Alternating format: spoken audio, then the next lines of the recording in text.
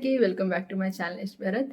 అందరికీ శివరాత్రి శుభాకాంక్షలు. అండ్ శివరాత్రి ఉపవాసం అండ్ జాగారం అన్నీ పూర్తి చేసుకునే ఉంటారు అనుకుంటున్నాను. సో మీరు రిలాక్స్ అవుతున్నప్పుడు ఒకసారి నా పూజ ఎలా జరిగిందో కూడా చూసేయండి.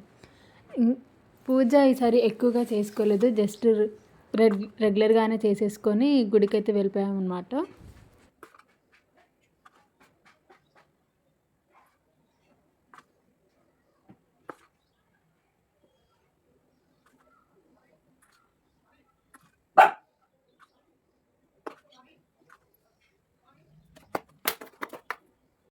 మార్నింగ్ ధృవని నాన్నతో మమ్మీ వాళ్ళ ఇంటికి పంపించేసి నేను పూజ అయితే చేసుకున్నాను. కొంచెం ప్రశాంతంగా చేసుకుందాము అని చెప్పి సో వాడినైతే పంపించేసి నా పూజ స్టార్ట్ అయిపోయింది.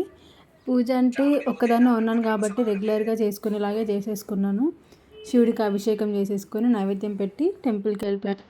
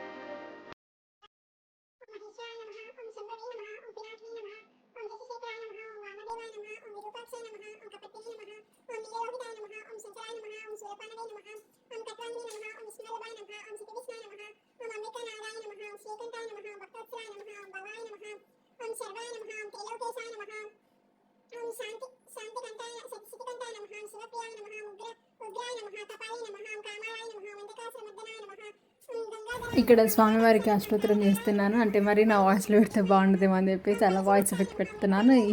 మీ కనుక ఇరిటేట్ అయ్యి ఉంటే ఐఎమ్ సారీ. సో జనరల్గా శివరాత్రి ఎందుకు సెలబ్రేట్ చేస్తారని అందరికీ తెలుసు కదా. It's a celebration of Shiva and Shakti union. And అలానే శివుడు ఉద్భవించిన రోజు కూడా, శివలింగం ఉద్భవించిన రోజు కూడా కాబట్టి అందరూ ఖచ్చితంగా చాలా చాలా నిష్టగా చేస్తారు. అండ్ కొంతమంది మాయలు తెచ్చుకోవడం ఇలాంటివన్నీ ఉంటూనే ఉంటాయి కాబట్టి సో ఎవరి వేలో వాళ్ళు ఎలా జరుపుకున్నారనేది నాకు కింద కామెంట్ చేయండి. అండ్ నేనైతే ఇలా చేసుకున్నాను.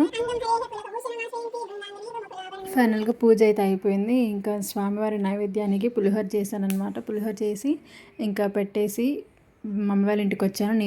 నేను అత్తయ్య ఇద్దరం కలిసి. సో అత్తయ్య కూడా అనుకోకుండా వచ్చేసరికి ఇద్దరం పూజ చేసుకొని మమ్మీ వాళ్ళ ఇంటికి అయితే వెళ్ళిపోయాము. సో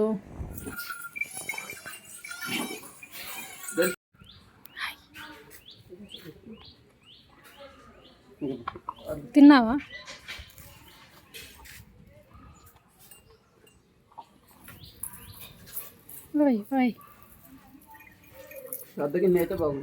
నేను ప్లేట్ తెద్దాం అనుకున్నా.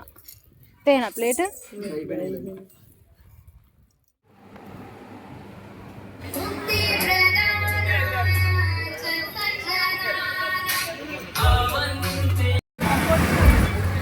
అదనమాట మా ఈ శివరాత్రి ఇలా సింపుల్గా హ్యాపీగా జరిగిపోయింది. మీ శివరాత్రి ఎలా జరిగింది, ఎంతమంది జాగారం ఉన్నారు అండ్ ఎంతమంది ఉపవాసం ఉన్నారో కూడా కమెంట్ చేయండి. వీడియో నచ్చితే కనుక ప్లీజ్ డూ సబ్స్క్రైబ్. అందరూ సబ్స్క్రైబ్ చేసుకొని నచ్చితే ఖచ్చితంగా లైక్ కొట్టండి.